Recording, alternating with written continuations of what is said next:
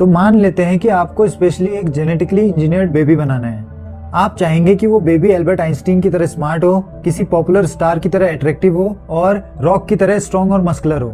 ये सभी physical characteristics हैं। इसके अलावा आप ये जरूर चाहेंगे कि वो बेबी आने वाली सारी बीमारियों से रेसिस्ट हो और उसका लाइफ स्पैन ज्यादा हो।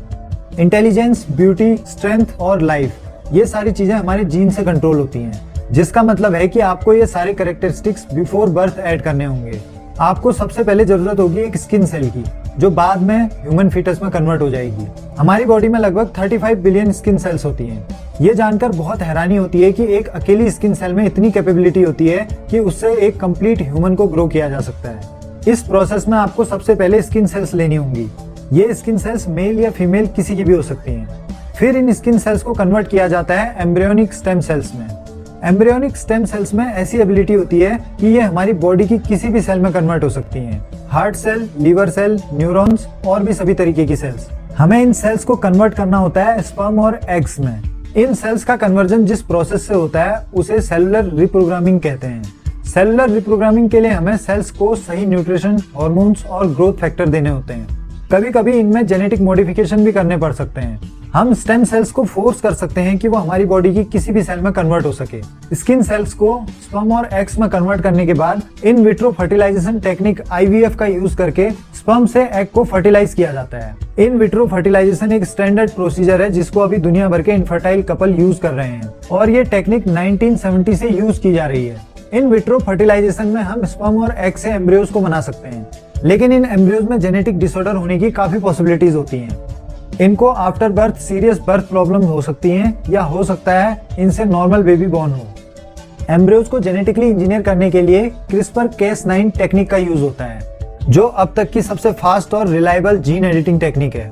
यहाँ पर एक बहुत बड़ा अंतर है एम्ब्रियोज को जेनेटिकली इंजीनियर करने में और एक एडल्ट ह्यूमन को जेनेटिकली इंजीनियर करने में। जेनेटिक इंजीनियरिंग एम्ब्रियोज में करना ज्यादा आसान है क्योंकि यहाँ पर सेल्स बहुत कम होती हैं। मिनिमल एफर्ट से हम उन सभी सेल्स को कस्टमाइज कर सकते हैं। एम्ब्रियो में सिंपली 4 to 8 सेल्स होंगी, जबकि एक एडल्ट ह्यूमन में ऑलरेडी ट्रिलियंस ऑफ सेल्स होती हैं, अप्रॉक्स 37.2 ट्रिलियन सेल्स। इतनी ज्यादा क्वांटिटी में सेल्स को एडिट करना आज की टेक्नोलॉजी में इम्पॉसिबल है और ये आने वाले काफी टाइम तक भी पॉसिबल नहीं हो पाएगा।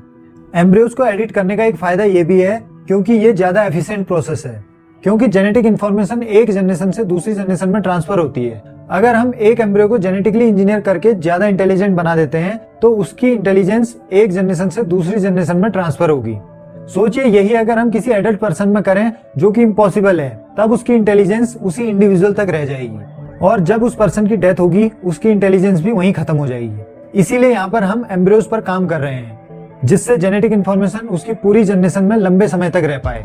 जब भी जेनेटिक इंजीनियरिंग की बात होती है तो ज्यादातर लोग इसे जेनेटिक डिजीजेस के ट्रीटमेंट में यूज करना चाहते हैं। यहाँ पर अभी 6000 से भी ज्यादा जेनेटिक डिजीज हैं जिनको हम अभी जान पाए हैं। हमारे जेनेटिक में बहुत सारी बीमारियां हो जाती हैं, जैसे अल्जाइमर्स, आर्थराइटिस, डायबिटीज, कैंसर और हार्ट डिजीज।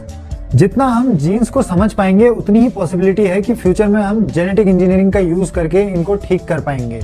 आजकल साइंटिस्ट इन बीमारियों के ट्रीटमेंट के लिए CRISPR जीन एडिटिंग का यूज कर रहे हैं। जेनेटिक डिजीज को क्योर करने के साथ साथ हम और भी चीजों को ठीक कर सकते हैं, जैसे external appearance, hair colour, eye colour, skin tone और बॉडी की स्ट्रेंथ। ये सभी चीजें कस्टमाइज की जा सकती हैं क्योंकि ये सभी हमारे जीन से कंट्रोल होती हैं। जैसे सभी लोगों का अलग स्टैंडर्ड होता है और सभी की चॉइस भी अलग होती है, इस कंडीशन में लोग अपने तरीके से अपने बेबी को कस्टमाइज कर सकते हैं। इसके साथ साथ आप उस बेबी की लाइफ और इंटेलिजेंस को भी बढ़ा सकते हैं। अगर इंटेलिजेंस की बात की जाए तो हमारी बॉडी में लगभग 1000 से भी ज्यादा ऐसे जीन्स हैं जो इंटेलिजेंस से लिंक करते हैं। हम इन जीन्स को टारगेट करके अपने कंट्रोल में कर सकते हैं, जिससे इंटेलिजेंस को बढ़ाया जा सके।